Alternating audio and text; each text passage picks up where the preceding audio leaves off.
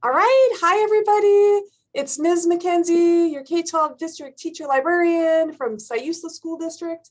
And I am here today for a virtual field trip with Justin Thibedeau, who works for Connected Lane and the SparkLab in Eugene, Oregon. And we get the pleasure of doing a walkabout and checking out the fabulous facility, as well as learning about all the resources that are available for our Sayusa School District students, as well as any students in Lane County. Before we get underway with that tour, I did want to point out a couple of things from our January newsletter. So beginning in January, we are actually framing our weekly virtual field trips via the United Nations 17 Sustainable Development Goals. And in that January newsletter, I give you some specifics about the Fulbright Teachers for Global Classrooms program that I'm involved with. I'm currently working with the United States, the US Department of State, as well as 67 other educator researchers from across the country. And it's our mission to grow globalized curriculum. And we frame all that work around the Sustainable Development Goals. So one of those Sustainable Development Goals is actually, and I'm on the United Nations website right now, it is actually number 9, industry, innovation, and infrastructure. So our 4 trips for the month of January are going to be maker spaces. And you all know that innovation is one of my absolute favorite words. I believe in being an innovator and a status quo disruptor. That brings me joy, and I love to focus on that as an educator. And so in the month of January, our first trip is with Mr. Thibedeau. Our second trip will be with both the Talent City Makerspace with Allison French and Patrick Looney, our Florence Makerspace. The following week, we'll actually tour all of our library makerspaces, and we have makerspace to go kits, as well as kind of like learning stations in all of our libraries now. We've been growing that over the past year. And then every month, we're going to end the month, our last virtual field trip of the month will be a micro virtual field trip, where throughout the month, we'll collect specimens and samples, and we'll look at them under the microscope at the end. I used to be a clinical lab science major before I became an English teacher, before I became a teacher librarian. So with that introduction, I'm going to stop my screen share, and I'll hand it off to Mr. Thibedeau. So Justin Thibedeau, do you want to say a little bit about yourself, your organization, and the SparkLab, and just kind of we'll begin this tour. Absolutely. Thanks, Jennifer. Thank you for having me. So like Jennifer said, my name is Justin Thibedeau. I'm a project coordinator with Connected Lane County. We are an independent nonprofit based around helping all 16 school districts across Lane County with career-connected learning opportunities. And we also represent the Lane STEM Hub. So we're kind of a package of people and project coordinators and different projects that we work on. I'm going to share my screen for a brief moment just to kind of show our website and maybe give you a little bit more about details of our mission. Can you see that okay? Fantastic. So our landing page, again, Connected Lane County is the name of the nonprofit, but we have so many programs and things that we do that sometimes it gets buried under like the names of SparkLab and WIOA and all these other programs that we help run, Elevate. So as you see, Marketing Jam, that's one of the many events we put on. It's coming up in January. That's open to all high school students to work on their marketing and business arrangement skills. It's kind of like a hackathon, but it's like a weekend 48-hour challenge they're going to go through. We're going to house some of it virtual and then some of it in person here at SparkLab. Obviously, we also have some workshops at SparkLab. You can learn more at our website. The website is connectedlane.org. But as any program, we have our program, who we are, our partners, with an impact statement. I'm not going to browse the entire website. It's quite lengthy now as it gets bigger and bigger. But this box right here has our main programs of what we do. So Elevate, that top right, is our career-connected learning program. And those project coordinators, those staff members arrange everything from career expos for middle school students to come and explore job opportunities, to job shadows, where taking high schoolers to actual industries to see what it is like to work in in different facilities, right? What kind of skills are needed these days? And usually there's so much out there that they're not thinking of. So it's a really wonderful opportunity to kind of bridge that education to industry, those gaps, what's really out there. And getting students thinking about the choices they're making in education and how that's going to reflect on their life, and how can they start now to prepare for something they may want to become. Connected Lane WIOA, that's our re-engagement program, reaching youth who are often maybe unhoused or experiencing significant barriers in their lives, where they're not able to attend much education. So our program, reaching out to them and getting them re-engaged with hopefully education and good home life and whatever their needs may be. Lane STEM is under that. Like I said, we also represent the Lane STEM Hub. So we're one of the 13 STEM hubs throughout Oregon. Wonderful to work with that whole community.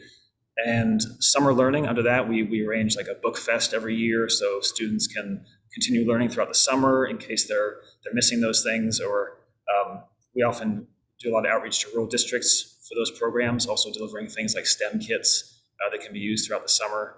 And lastly, the top left is SparkLab, and that where I am now, as you can see the sign behind me. We opened in June, and it's been a whirlwind. We got the lease in April before that, so it was a quick renovation project. The whole team helped, painting and stuff. I won't move too fast, but just to keep from getting seasick. But so there's a mural behind me that was painted by one of our student mentors. That's also through the Elevate program. Actually, I will stop sharing my screen now. Our Elevate program also arranges student mentorships where students are paid an hourly wage up to 40 hours with a project idea that they present to us, and we find them a local mentor depending on the project. And so that mural was one of our project mentor programs. This is, it's about just under 6,000 square feet. Nice in downtown Eugene off 7th Avenue. And SparkLab really houses all of our STEM programming, after school programs, summer programs. We focus on middle school and high school generally, just given the nature of equipment in the facility and the space in general. It's not really set up for younger students. But we start here, we've got like a screen t-shirt printing press that tucks away over here. Obviously you can see we had a gift wrapping session on Tuesday. These are for a lot of our youth that we're working with in the re-engagement program. So making sure they have a nice holiday time. Over here, we've got laser engraver that's really fun to operate. And we're getting our sewing machine, sewing station up and running. That's still in the process. I'm gonna flip you around here really fast. But this box down here, those are all winter coats. We got a wonderful donation from Columbia Sportswear of pretty much brand new coats that had defective zippers. So we have a group of youth, student interns who are working to learn how to replace those zippers. And we've got, this box is all done. We have a few more boxes that are still waiting, like backpacks and coats. But by the time they're done, we're going to be also distributing those to either unhoused youth or reaching out to schools to see who's in need. And so the student interns. Not to interrupt you, but my mother owns her own sewing business, and replacing a zipper in sewing is almost a lost art. And so that's super fabulous that you are engaging students in that training as well as that service work. Anyway, sorry to interrupt you. No, not at all. And honestly, like people like your mother, that's who we've relied on, because I don't know how to sew. I know a lot of the equipment in here, but I don't know all of it. And so getting those community volunteers who have that skill, and honestly, the community volunteer who's helping us with that project, it's not her job, it's just her hobby, and she wants to pass it on. And we have luckily found some high school youth that want to learn those things. Coming into this space, the dark emerald, this is basically, for lack of a better word, the classroom. There's Bryce, project coordinator also with SparkLab. And so this room gets shifted around. I mean, right now it's kind of in like meeting format. It gets changed around all sorts of different ways depending on the group of kids we have, the kind of work we're doing. But behind Bryce, that's our 3D printing print farm, I guess. That's awesome. I just purchased, I mean, our school system has had 3D printers, but I just purchased the Ender's Game version of a 3D printer for each of our 3 libraries. And now it's a matter of assigning students to keep those things running and figuring out the protocols. But we're, trying to take the good work that our CTE folks are doing in their classrooms and trying to extend what we can into our libraries to offer open access to the equipment and the resources and materials, just like what you all are doing there. So anyway, Yeah. just to make that tie-in for our viewing audience, because many people don't know that we have those 3D printers in our library. And that was a request of our school board members, our teaching staff and students. When I assessed all of our students at the beginning of the school year, like, what are we missing? What do you want? 3D printing was one of our #1 requested items. So yeah, it certainly is a great way to, I mean, every student, is curious about it, likes to tinker with them, and it is a great way to kind of introduce that sort of learning, that 3D modeling. And then they're safe machines, honestly. I mean, there's sensors in those that a certain temperature, it turns off, runs out of filament, turns off, so they can be maybe a little bit scary for some, but like they are very safe machines now. They are, and I always like to find the silver linings in everything. One of the biggest, as we all know, silver linings from the pandemic is that school districts like Sayusla that did not have one-to-one access to devices before the pandemic now do. And you can, I mean, all the 3D printing, I'm not super well versed in 3D printing, but the programs that we use for it now can all be done on a Chromebook, right?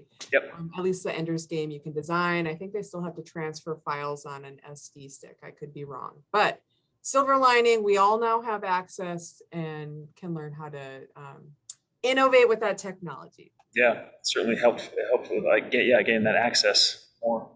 And actually, those 3D printers, I bought them disassembled just to because it's harder. And I had student interns actually assemble those, and they're about a 9 to 10 hour build each. And they did it, and they know those machines in and out now, and I couldn't be more proud of them. So it was a risk, but it all worked out. So I was really, really happy about that. Obviously, we have our laptop cart there. I want to get the wrong thing, but for whatever devices we need, we like to get students trained up on, they all know Chromebooks now, but we do want them trained on full laptops, full PCs, because when they do enter the job world, it's, no more Chromebooks. So it's good to be prepared to know other technology.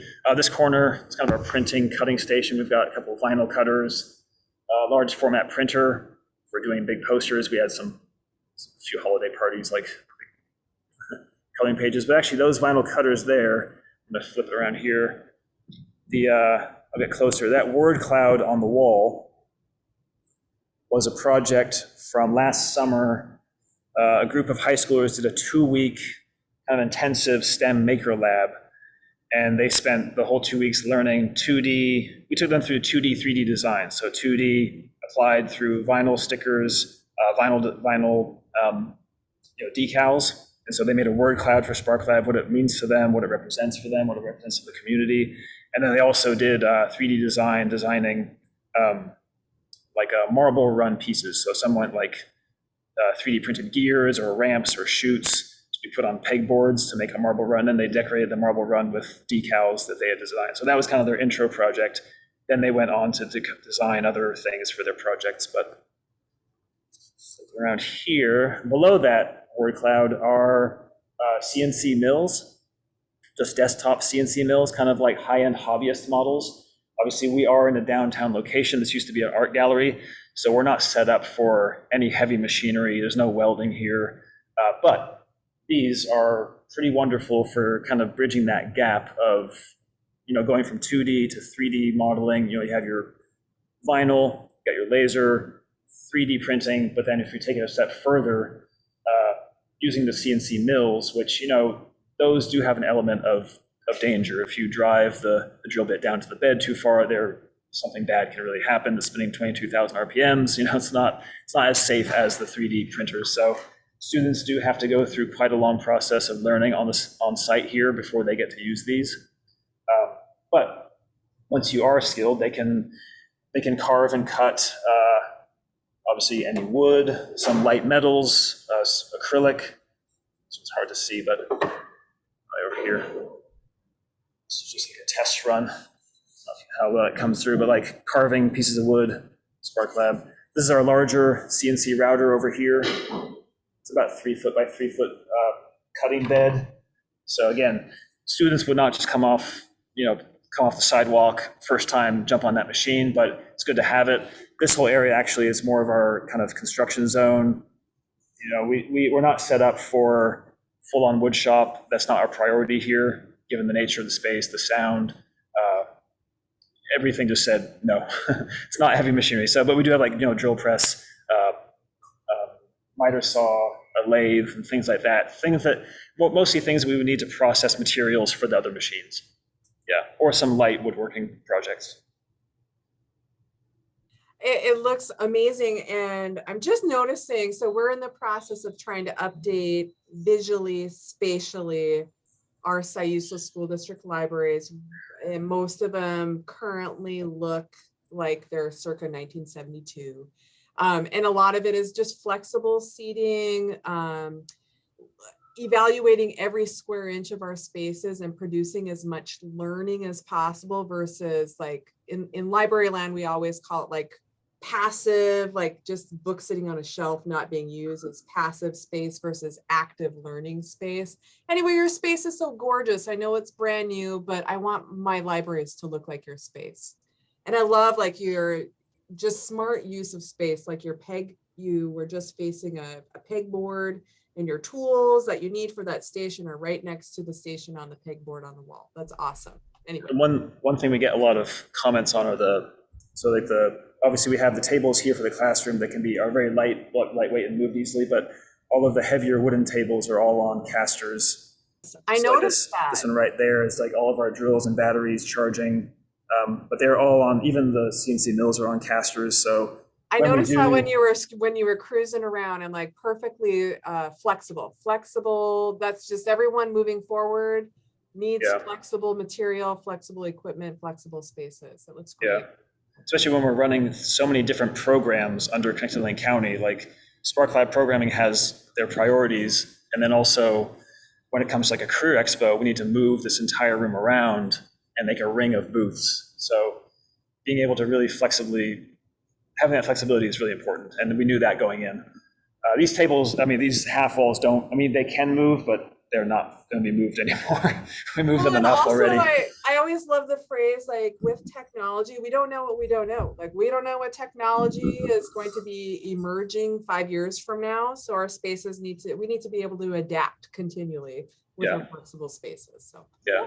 And I'm hoping someday, obviously some of those tables are small enough to fit in a Sprinter van, so if the opportunity came to deliver programming to a more rural school, roll the CNC mill table onto the van, take it to them, right? So I'm hoping, if they can come here, that's great too, but having that flexibility too, just bringing it to other folks would be really great. So this behind, so again, that was the whole front. There's multiple sections to that room, this area, but this is basically just our youth lounge. And so our director, Heidi Larwick, had this wonderful vision, not only to make the space kind of a semi-professional feel, that when you walk in, almost like, like the new tech company layout, right? There's places to work, flexible places to work. There's also flexible places to relax and take a break. Because when you're at work, you're not just at work. You have a place where you can feel like you're in a living room sometimes when you take a break with your friends. And so we have our a snack wall here where students are free to take whatever they want. Their fridge, kitchenette, that's all. This is only just the youth lounge.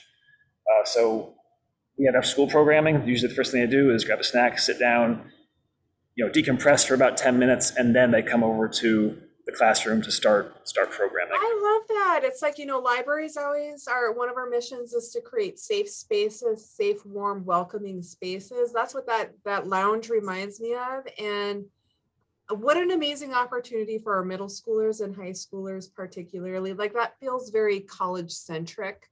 And like you said, Google Workforce-esque, having that space there for them. Yeah. I mean, it's very professional. It feels and looks very professional.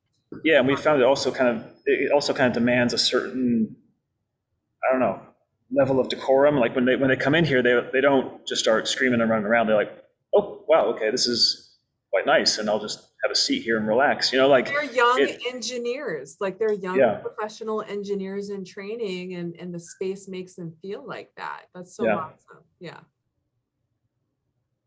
Following that, the two youth bathrooms. This was the most expensive part of the renovation. Just as you can see, it's kind of like this block, just in the middle of nothing. But adding those two, this space had two bathrooms. They were not ADA compliant, so we use those still for our staff. They're around back. I'll show you our office spaces. But so adding these two, turn it really fast. Adding these two youth bathrooms, just for youth only, was really important. So looking backwards now. Yeah, isn't it true that typically plumbing on any build is oftentimes one of the most expensive components of a project is literally the plumbing? And it's a concrete floor too, so Wow. that didn't help.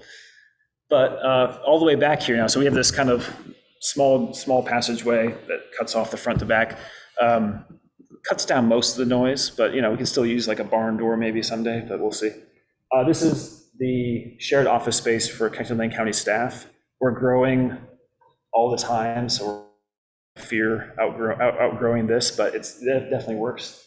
Yeah, how many, can I ask you, like how many staff does Connected Lane have? Because you have so many programs and you're reaching out, like your hub is in Eugene, but you're going out all across Lane County into our rural nooks and crannies. How many people do you have who are doing that? 16 now.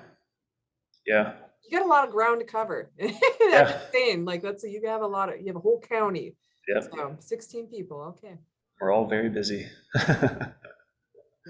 But yeah, and that's honestly like if the whole team is here, it's usually like on a slow day and we're all kind of out front meeting or something, but usually we'll have it's a Friday before winter break, but so it's quite empty. But yeah, again, place to relax, place to, if we do have like hybrid meetings, the screen there, whiteboards. I think actually there's a kind of not conference, like a private conference room. So there's no windows, it's frosted doors. So like if we have maybe some youth who need like a private conference with our youth engagement coordinators, then they would meet in that room. A couple upstairs offices, pretty quiet right now, lounge area kind of. And then we have our own kitchenette. Coffee machine is hidden back here for us, not for the youth.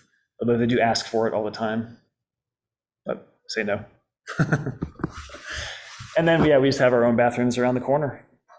Yeah, so it's a really nice balance. The lighting in here is really nice. And same out there, that we got lucky with that. That was here when we got here. The art gallery had the cool ceiling lighting. If you can see that. Yeah, those were all here when we got here. Yeah. So for it, it's such a lovely space. You can totally tell it used to be a gallery, and it's gorgeous. It just feels very professional, collegiate, beautiful. I love it. Yeah, it's treated us well, for sure. I mean, it's hard to believe it's only been since June we've been here, but yeah, it's turning out great. Location's great downtown, near enough to the bus station, where youth can get here pretty easily. Yeah, it's turned out well. Well, one of the biggest questions I had for you, like, what a fabulous space. How can our SciUSA students access this space? And also, like you had mentioned, some of the really rad programming. Like I'm looking at your website right now in the marketing jam. That's January 21st through the 23rd. Mm-hmm. And I know that we have so many kids out here who just can't make it to Eugene. I know this one is hybrid. So anyway, can they, if they wanted to just pop in and show up in Eugene and check out the space and utilize stuff? And then also, how can we connect virtually as well? Yeah, good questions. I mean, so we don't have pop-in like hours right now, mostly because the equipment. COVID, yeah, COVID protocoling and all that. COVID too, although we can be very flexible with, I mean, not with masks, obviously there's mask mandate. Students don't need to be vaccinated, we don't have vaccine mandate. Same kind of as schools. Any volunteer or adult who works here is vaccinated, though. So we were under the same rules governing schools and like the local ESD, which we are tied with. But programming right now, after school programming, our recruitment is very intentional, actually. So obviously, after school program, we have to work with schools nearby, Springfield, Bethel, actually Springfield and Bethel at the moment. But we reach out and find students who are most in need, and then all of our programming for students are offered for free, and that's negotiated through us in the district and other funders that we have, being a nonprofit. So, but for Sayusla, I know that they sent 2 teams to our Coder Create hackathon just last. Gosh, it was the beginning of December. Seems like a lifetime ago, Yeah, but they were amazing. That would have been probably with Mr. Looney, because Yep. he was a school team. And Ed Milkey, I think. Yep. And Ed, yeah. So those teams were amazing. They were fantastic. We were hoping they could come in person the one day, but they just decided the trip was too long. They'll do the whole thing virtually, which I understand. But yeah, any of those programs, they're I think Marketing Jam's the same thing. They could do the whole thing virtually. They could come for the in-person Saturday too if they wanted to make the trip. But I think in terms of other events like Career Expo, I think Sayusla was slotted to come. That was like a daytime field trip for middle school students. And then I think the last minute they had a problem with bus transportation, securing transportation. They couldn't, I know the driver shortage is hard.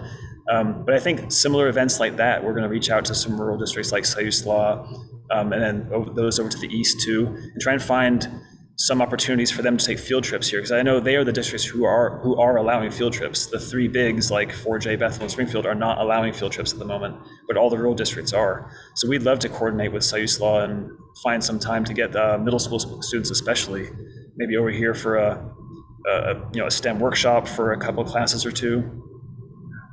Yeah, so it sounds like we keep an eye on your website, look at the events. You're looped in, like we have Angela Apodaca working at our high school through the Youth Transitions Program, which is looped in through the ESD, and you're looped in through the ESD, so we have that connection. Sean Wilkinson, we just did a virtual field trip, I interviewed him for one of our virtual field trips. So I'll stay in contact with you and Sean and Angela and keep an eye on the website. Eddie Milkey and Patrick Looney are looped in with you all as well. I want to attend some of these workshops that you have coming up, and so I know that we do have a need and an interest amongst our Sayusla learning community, and I'm just libraries are all about access. Like I'm always just trying to make inroads and expand our learning community's access to awesome. Yeah. And again, like we don't know what we don't know with technology. Through my Fulbright, one of the organizations that we first connected with was World Savvy, and part of their presentation had those slides where it's like our current elementary students, 85% of them when they graduate are going to be working in jobs that don't even exist yet. Or in the year 2030, jobs that are going to be, we're going to need employees for, are going to be like vertical agriculture, drone traffic optimizer, like all of these jobs that seem kind of wild, but if you think about it, not so much. And then it's the old phrase, like we don't know what we don't know with technology. Like we're gonna be asking our students are gonna need to solve problems that we don't even know are problems yet. Yeah. And so the whole idea of maker spaces in your SparkLab and innovation, it's that. I mean, it's a skill set that we need our students to develop. I feel like I'm not doing my job as an educator if I am not pushing innovation and prioritizing that with my students. Yeah. Because we don't know what we don't know. So anyway, it's just so fabulous. And I just want more of our Sayusla students to connect with you and the good work that you're doing. So I appreciate you so much. Thank you for this opportunity to share it out. And yeah, that sounds great. I think we will be reaching out to Sayusla more and seeing what we can arrange. Yeah, is there anything else, any final closing thoughts or comments that you want to leave us with for this recording, or anything we should know? Or Gosh, right before the holidays, just have a happy holiday. And break and Yeah. rest and relax. Yeah. Okay, well, thank you so much, Justin, for meeting with us. I'm going to end my recording here in just a second. And SciUSLA students, just stay tuned for more information. I'll be giving you regular updates from all the connected lane programming because it's all amazing and awesome. And I feel like we're not fully harnessing the resources that we have at our fingertips. Okay, so thank you, Justin. We'll give you a wave goodbye. Thanks so much. Take care.